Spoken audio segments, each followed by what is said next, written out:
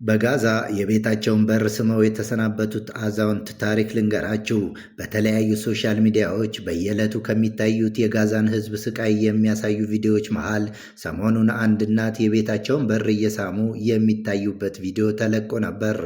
እኚህ እናት አግብተው ወልደው የልጅ ልጅ ካዩበት መንደራቸው በግዳጅ እንዲለቁ የተደረጉ ናቸው እና ቤታቸውን ለቀው በሚሄዱበት በመጨረሻዋ ቀን ብዙ ደስታ፣ ብዙ ዓለም ያዩበትን ይህን ቤታቸውን እንግዲህ ዳግም እንደማያዩ ታስበው የዘጉትን የቤታቸውን በር ልክ እንደ ሰው ስመው ተሰናበቱትና እያለቀሱ ትተው ሲሄዱ የሚታይ ቪዲዮ ነበር።